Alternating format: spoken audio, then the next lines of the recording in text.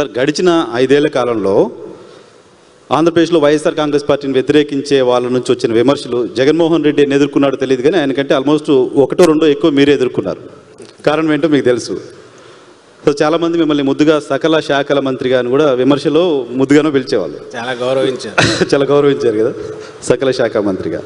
So ఇప్పుడు ఏంటి sir, పొలిటికల్గా మీరు మొత్తం 5 years 10 yearsలో సంక్షేమ కార్యక్రమాలకే తీసుకెళ్లి డబ్బులు పెట్టేశారు, పప్పు బెల్లలాగా పనిచేశారు లాంటి ఒక విమర్శ వైసీపీ ఫేస్ చేస్తోంది.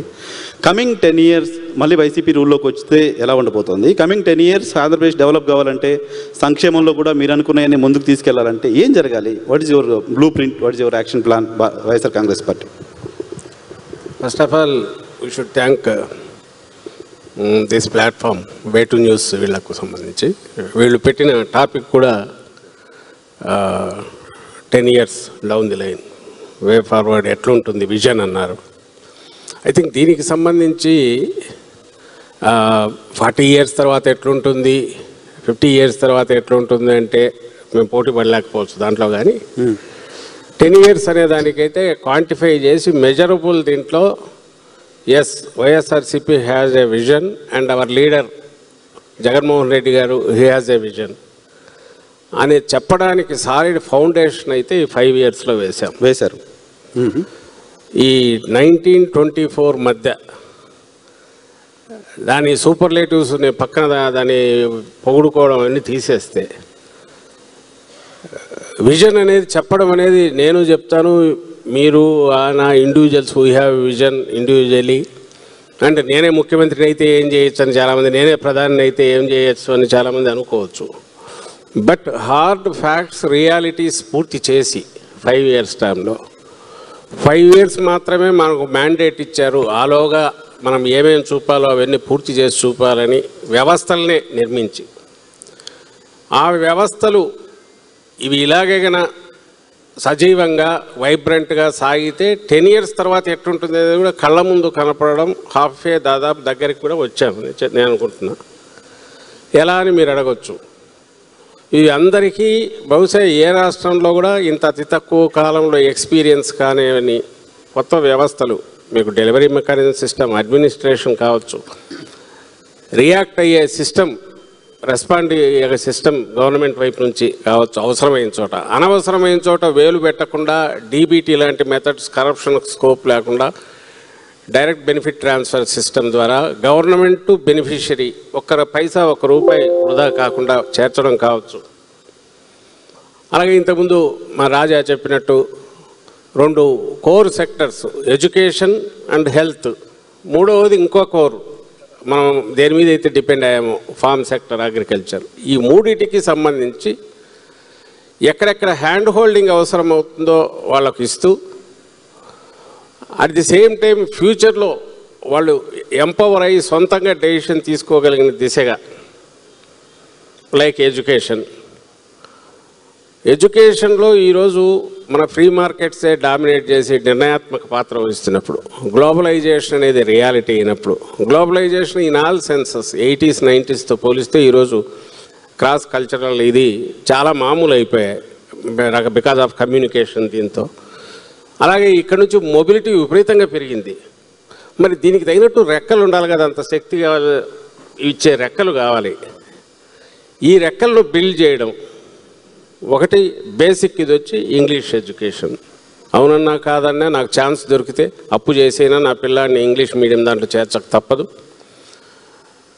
అలాగే ఇంగ్లీష్ మీడియంలో చదువుకున్నప్పటికీ పోయిన తర్వాత మనం అక్కడికి పోయిన తర్వాత we are still lagging behind because of the ఫ్రీగా వాళ్ళతో కాగడానికి అవసరమైన సిలబస్లు కానీ లేకపోవడం. ఈ హోలిస్టిక్ అప్రోచ్తో మీరు మా గవర్నమెంట్ ఉన్నప్పుడు చూస్తే ఇంగ్లీష్ మీడియం తీసుకురావడమే కాదు, ఐబీ వరకు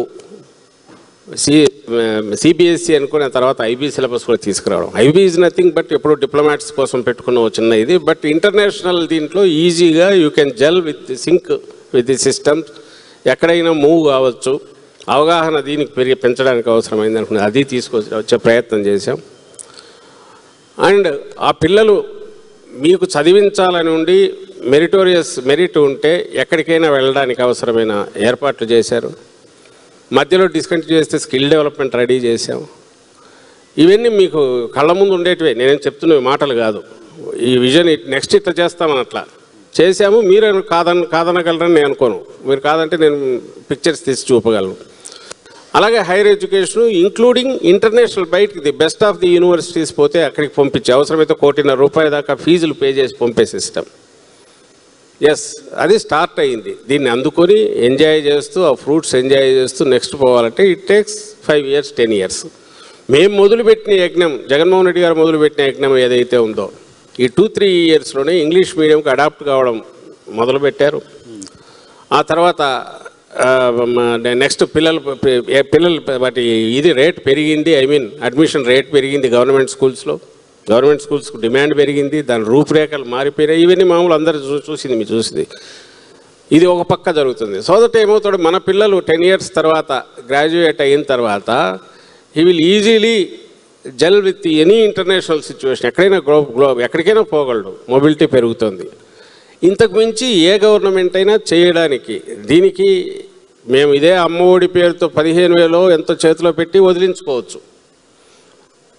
మా భుజాలు మేము చర్చుకొని బ్రహ్మాండంగా జగన్మోహన్ రెడ్డి గారు ఓహో చేశారని మేము చెప్పొచ్చు. ఎందుకు వదిలే ఆయన? ఎందుకు 16,000 కోట్లు పెట్టి మళ్ళీ ఈ స్కూళ్ళన్నీ చేయించారు, వాటి రూపురేఖలు మార్చారు? ఎందుకు అక్కడికి సిలబస్ తీసుకుని బైలింగ్వల్ టెక్స్ట్ బుక్స్ అని నానా ట్యాబ్స్ అని రకరకాలు ఇచ్చి సిలబస్లు కొత్తవి తీసుకొచ్చేసి ఎందుకు చేశారు? మొదట్లో కొంచెం హార్డ్షిప్ అయినా దిస్ ఈజ్ ద సిస్టమ్, మనం దీంట్లో వెళ్ళాలి, మన పిల్లలు అయితే ఎక్కడ చదువుతారో పేదింటి పిల్లలు అలాగే చదవాలి. ఇంతకుముందు రాజేంద్ర రెడ్డి గారు చెప్పింది, మీరు చెప్పింది ఓ పర్సన్ సెంట్రిక్ డెవలప్మెంట్ జరగాలి, పర్సన్ డెవలప్ అవుతే స్టేట్ డెవలప్ అవుతుంది అనే పర్సెప్షన్లో పనిచేసుకుంటూ వచ్చారు. దానికోసం ఎడ్యుకేషన్ నాట్ ఓన్లీ ఇక్కడ డెవలప్ కావడం కాదు, వాళ్ళు ఎక్కడికి వెళ్ళినా మనం ఎక్స్పాండ్ చేసాం. మన హొరైజన్స్ ఏపీ కాదు, ఎక్కడికి పోయినా ఆంధ్రప్రదేశ్ నుంచి వచ్చిన హ్యూమన్ రిసోర్స్ ని స్కిల్డ్ గా చేసి పంపించాలనుకున్నారు. హ్యూమన్ రిసోర్స్ ని స్కిల్డ్ గా చేసి మొత్తం ప్రపంచానికి మీరు పంపించాలనుకున్నారు. దానికి సంబంధించి ఎంపవర్ చేసే ప్రయత్నం చేశారు స్టూడెంట్స్ ని. కానీ మొత్తం అందరూ ఆంధ్రప్రదేశ్ వైపు చూసేలా, మొత్తం అందరూ ఆంధ్రప్రదేశ్ వచ్చేలా, ఇక్కడ పెట్టుబడులు పెట్టేలా, ఇక్కడ కంపెనీలో పెట్టేలా ఏం చేశారు అంటే అది కూడా జరుగుతుంది కదా. ఇప్పుడు దీంతో పాటు ఫస్ట్ 2 years కన్నా కోవిడ్ లేకపోతే you would have seen a further ఇంకొంచెం ఇంప్లిమెంట్ చేసి పూర్తి చేసేవాళ్ళం మేము. దానికి సంబంధించి కూడా వస్తే మీకు వచ్చింది మనకున్న కోస్ట్ లైన్ 1000 kilometers దాకా ఉన్న కోస్ట్ లైన్ ఏదైతే ఉందో that is the main asset మనకున్నది. In addition to agriculture rivers మనకున్న రివర్ బెడ్స్ వీటితో పోలిస్తే కోస్ట్ లైన్ ఉంది. దాన్ని బేస్ చేసుకుని మనకు ఇండిపెండెన్స్ తర్వాత మనకు అడిషనల్గా వచ్చింది కృష్ణపట్నం, గంగవరం 2 పోర్ట్లు, కాకినాడ చిన్నది యాంకరేజ్ పోర్ట్ దగ్గర బెర్తులు వచ్చాయి వస్తే. అలాంటిది జగన్మోహన్ రెడ్డి గారు ఈ 3 yearsలోనే 5 years కూడా మాకు లేదు, 2 years 2.5 yearsలోనే రామాయపట్నం ఆల్రెడీ పూర్తిగా వచ్చింది మేజర్ పోర్టు. మనకు అక్కడ భావనపాడు, అదే మూలపట్నం పేరు మార్చిన భావనపాడు, అక్కడ పూర్తిగా వచ్చింది, సగమైంది 30% దాకా. మచిలీపట్నం వర్క్ స్టార్ట్ అయింది. అంటే మేజర్ పోర్ట్స్ ఏవైతే మనకు ఎంటైర్ ఎకానమీని డెసివ్ దీనికి ముందుకు తీసుకెళ్ళగలిగినవి, దాని పాత్నే మార్చగలిగిన 3 మేజర్ పోర్ట్లు ఇంక్లూడింగ్ కాకినాడ కూడా తీసుకుంటే 4వది కూడా అవుతుంది. వీటికి పునాదులు వేయడమే కాదు, చాలా వరకు పూర్తి కూడా చేశాము. 10 ఫిషింగ్ హార్బర్లు కొత్తగా పెట్టాము. ఈరోజు ఆఫ్ కోర్స్ ఈ గవర్నమెంట్ వాళ్ళు క్లెయిమ్ చేసుకుంటున్నారు మా అన్నట్టు. అవి ఎంటైర్ ఎకానమీని మార్చేస్తాయి. మేము కన్నా కంటిన్యూ అయ్యింటే ఇప్పటికి ఆ పోర్టు రామాయపట్నం ఓపెన్ అయ్యిండేది, మేము మచిలీపట్నం సుమారుగా పూర్తి అయ్యేది. ఈ 5 years కన్నా కంటిన్యూ అయితే 1924 తర్వాత 24-29 వైఎస్ఆర్సీపీ వస్తే మీకు మేము మొదలుపెట్టిన వాటిలో ఈ ఎకనామిక్ హబ్స్ ఉన్నాయి, ఇవి పూర్తి అయ్యేవి. Medical hubs 17 medical colleges, hospitals ద్వారా అవి పూర్తి అయ్యేవి. ఆ canopy entire health medical canopy complete అయ్యింది. మిగిలిన స్ట్రక్చర్ అంతా పూర్తయింది. విలేజ్ క్లినిక్స్ రూపంలో అయితేమి, అర్బన్ సెంటర్స్ ద్వారా అయితేమి, అండ్ మల్టీ స్పెషాలిటీ హాస్పిటల్స్ ద్వారా అయితేమి, super specialities like kidney, cancer, mental హెల్త్కి సంబంధించి, చైల్డ్ పీడియాట్రిక్ హార్ట్ సర్జరీస్ కూడా ఆల్రెడీ స్టార్ట్ చేసి నడుస్తున్నాయి. ఇవి కాక 17 super speciality hospitals along with medical colleges, 2500 new seats. That was the vision. And already 5 medical college start అయ్యాయి, ఇంప్లిమెంట్ అయింది. ఇంకో 2 పూర్తి అయ్యాయి, 7 పూర్తి అయ్యాయి, మిగిలిన నడుస్తున్నాయి. అవి పూర్తి అయిపోతాయి. అండ్ ఎంటైర్ ఈ port 4 major ports, fishing harbours వస్తాయి. Because we depend on fishing and aqua కూడా మనకు మేజర్ ఇది ఉంది. అండ్ ఈ 4 మేజర్ పోర్ట్స్ అయితే 29కు ఎడ్యుకేషనల్ ఇన్స్టిట్యూట్, మా స్కిల్ డెవలప్మెంట్ 26-27 యూనివర్సిటీస్ అనుకున్నారు, ఈచ్ పార్లమెంట్కి ఒకటి. అవి పూర్తయింటే ఇండస్ట్రీతో లింకప్ అయి స్కిల్డ్ మ్యాన్ పవర్ బయటకు వస్తుంది. ఇదంతా అయితే 29కు మ్యాప్, ఇండియన్ మ్యాప్లో ఏపీ ఎక్కడ ఉండేది ఒక్కసారి విజువలైజ్ చేయండి. నేను అక్కర్లా, మీకే కనిపిస్తుంది. ఎందుకంటే మెడికల్ కాలేజ్ దగ్గరికి పోతే ఇప్పుడు ఆల్రెడీ రన్నింగ్ మెడికల్ కాలేజ్ ఉన్నాయి. రామాయపట్నం పోర్టు దగ్గరికి పోతే మీకు కనిపిస్తుంది. కృష్ణపట్నం ఎట్లుందో రేపు అదే రెప్లికా అవుతుంది. ఇంతకంటే ఎనీ స్టేట్ గవర్నమెంట్ ఇది విజన్ అవుతుందా? లేక నేను లక్షల కోట్లు ఏదో ఖర్చు పెట్టేసి చేస్తాను, ఒక బూర్జ్ ఖలీఫానో ఒకటి నేను కడతాను మధ్యలో అంటే, ఒక 200 మీటర్స్తో 500 మీటర్స్తో కడతాను, that would be the highest this one, tallest this one on the globe అంటే అది మన అవసరాలు తీరుస్తుందా? ఇంతకుముందు నేను క్వశ్చన్ చేసింది కరెక్ట్. నా దగ్గర ఉన్న నువ్వే లిమిటెడ్ రిసోర్సెస్ అని మనమే అంటున్నాం.